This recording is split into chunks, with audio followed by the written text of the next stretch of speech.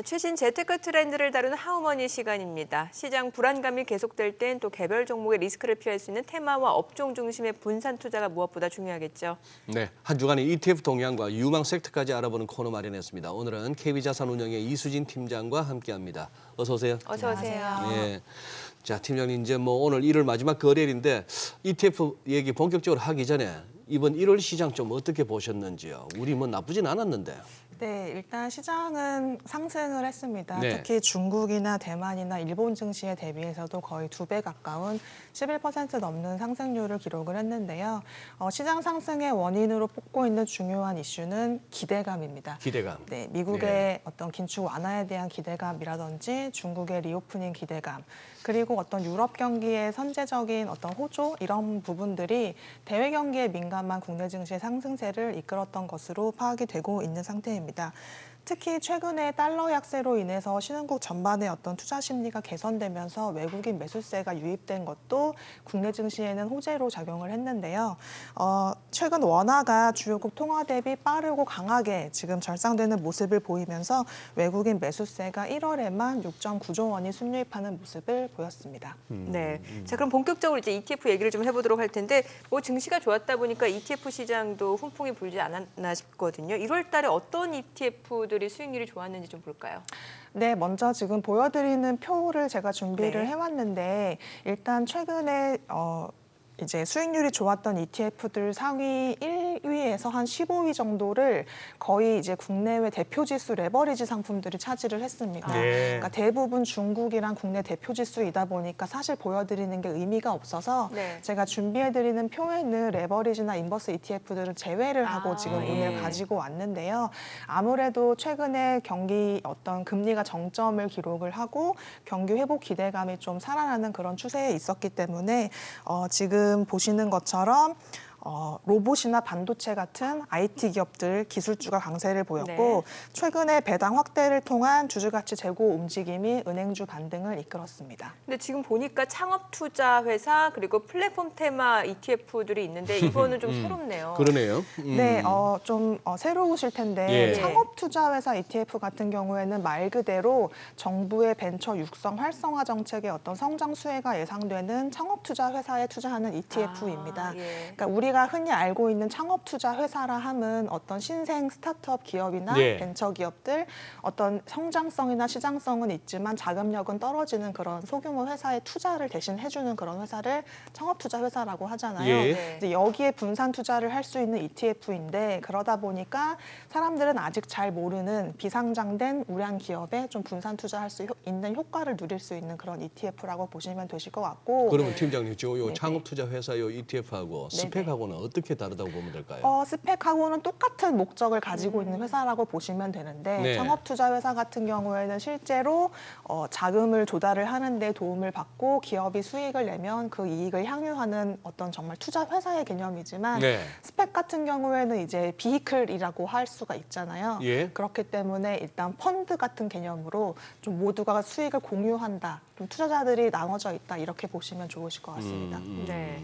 사실 이 창업 투자 회사 ETF에는 지금 특정 종목이 사실 하드 캐리를 하고 있는 그런 상태입니다. 그래요. 우리 기술 투자라는 종목이 포함되어 있는데 최근 혹시 뉴스를 통해서 보셨을 텐데 그 증권형 토큰 금융위원회에서 이제 발행이랑 유통을 허용을 시켜주면서 해당 네. 종목이 좀 많이 오르면서 이 창업 투자 회사 ETF도 좀 상승을 많이 했고요.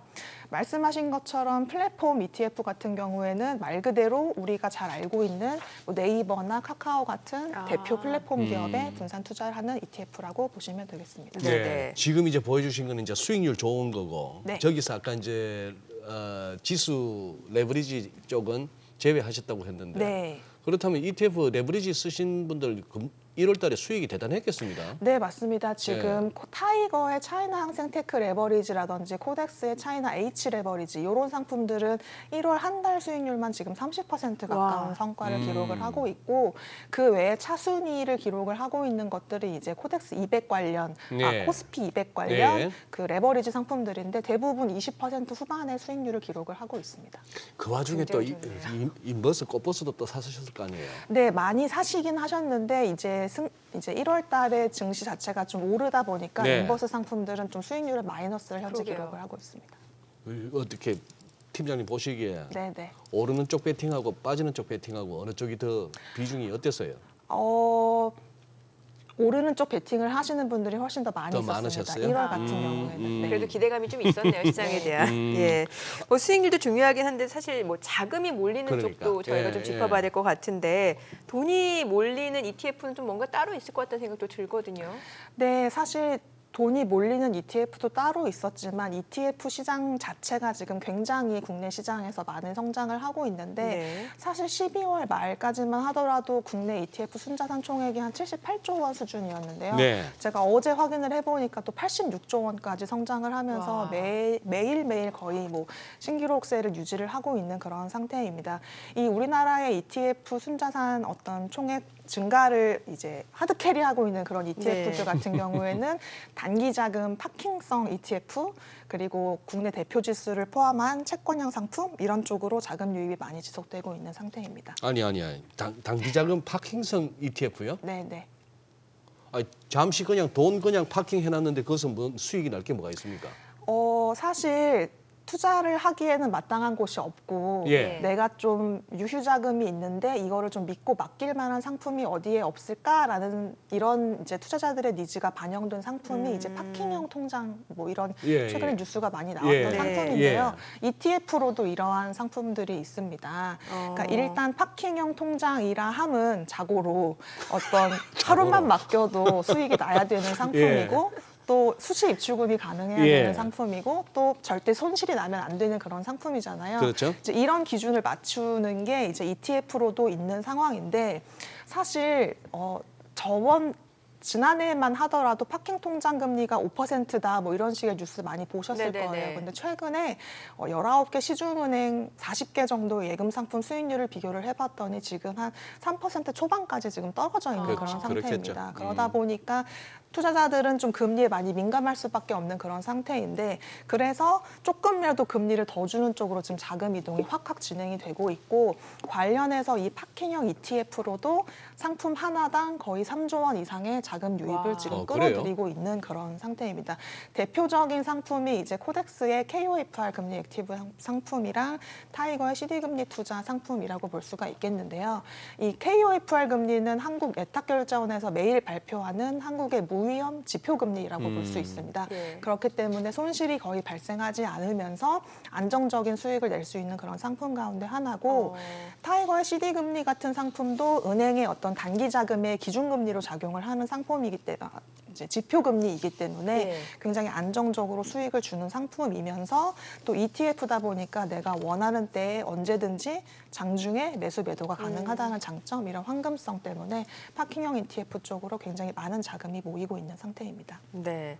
또 주식형 ETF랑 좀 다른 게 채권 ETF잖아요. 특히나 이제 지난해 시장이 좀 안 좋았을 때 보면 이제 안전자산 쪽으로 몰리다 보니까 이 채권 ETF도 많은 분들이 관심을 가지셨을 것 같은데 앞으로 전망도 좀 중요할 것 같아요.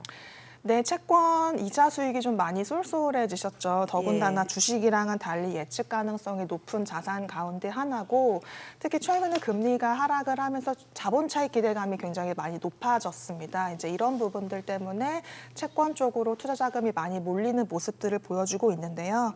특히 그림을 보시면 지난 8월 이후에 약 4천억 원 수준의 채권형 ETF에 자금이 몰려드는 것을 확인을 하실 수가 있습니다. 그렇기 때문에 개별 채권 대비 ETF는 황금성도 높고 또 자체적으로 분산 투자가 가능하기 때문에 작년에 이어 올해도 채권 쪽으로의 자금 유입은 계속될 것으로 예상이 되는데요. 사실 최근에 금리가 좀 빠르게 하락을 했지만 이번 주 이제 FOMC에서도 사실상 25bp 수준의 기준금리 인상은 거의 유력한 그런 그렇죠. 상태이고 무엇보다도 뭐 연내 기준금리를 인하를 한다라든지 동결을 한다라든지 의견이 굉장히 분분한 상태인데다가 아직까지 높은 수준의 어떤 금리 환경은 계속적으로 올해 내내 유지될 것으로 보고 있는 상태이기 때문에 저는 이러한 불확실성 상황에서 채권형 위주의 어떤 포트폴리오 구축을 통해서 안정적으로 시장을 대응을 하시는 게 아직도 좀 유리하다라고 판단을 그래요. 하고 있습니다. 이 팀장님, 네. 요 기본적으로 최소한의 네. 금액이 뭐 얼마 이상 이런 게 있나요? 개별 채권을 투자를 하시려면 뭐 100만 원, 1000만 원 이런 식으로 단위가 아마 있으실 텐데요. 네. ETF는 주식처럼 장중에 이제 내가 매수 매도를 예, 하는 예. 거기 때문에 ETF 가격만 있으시면 누구나 투자를 하실 수 그 있습니다. 채권형 ETF 상품별로 가격이 다 다른 거잖아요. 네, 맞습니다. 예, 예.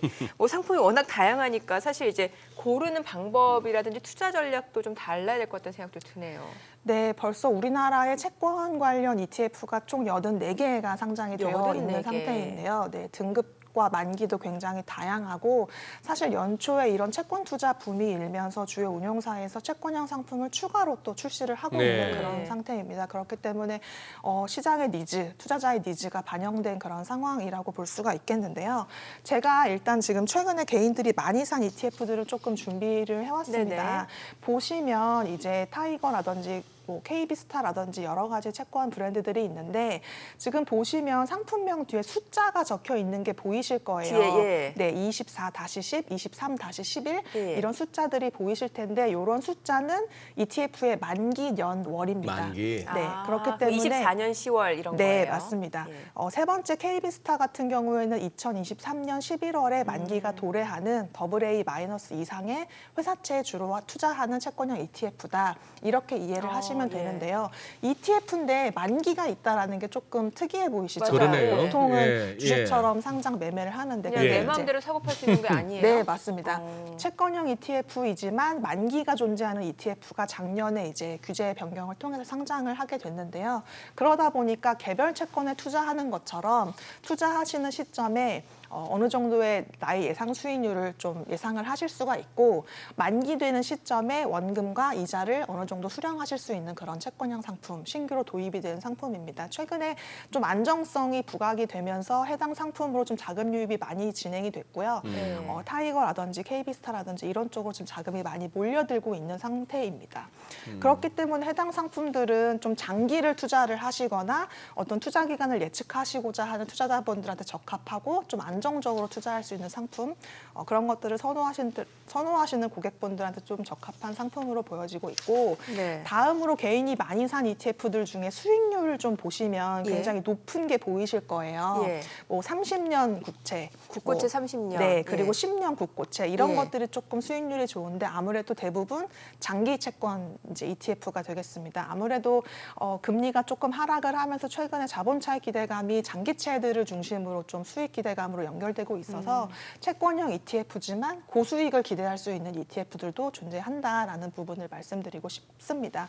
네. 하지만 사실 이런 수익률이라든지 자금이 많이 몰리는 거라든지 이런 거에만 집중하실 필요는 없으시고 제가 투자자분들이시라면 내가 투자할 수 있는 기간이라든지 네. 예상 금리라든지 이런 것들을 좀 충분히 고려하셔서 충분히 좀 여러 가지 상품들을 검토해 보시면 좋은 결과가 있으실 투자 것 같습니다. 기간도 고려를 해야 되네요, 진짜. 예. 팀장님, 네. 지금 좀 전에 나왔던 화면에 네, 네. 궁금해서 한번 여쭤보는데요. 네.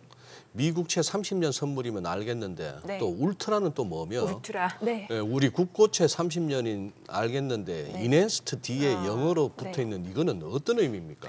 먼저 이넨스드 같은 경우에는 네. 이제 강화한다, 제고한다라는 그러니까. 뜻이잖아요. 뜻은 그렇기 그런데. 때문에 30년 국채에 똑같이 투자를 하지만 조금 더 수익률을 아웃퍼폼 시키기 위해서 여러 가지 전략이 가미됐다라는 의미인데요. 아. 예. 이 K미스타 키스 국고채 30년 이넨스드 같은 상품은 30년 국채 선물에 추종하도록 설계가 되어 있지만 RP 매도를 통해서 한 30% 정도 채권을 더 담습니다. 아. 그렇기 때문에 일반적으로 이해하시기 쉬우시려면 한 1.3배 상품이다라고 이해를 하시면 좀 쉬우실 것 같고요. 혹시 그러면 그러다가 예를 들어서 채권 가격이 떨어지는 쪽으로 금리 위로 튀는 식으로 하면은 1.3배 또 터지는 거 아니에요?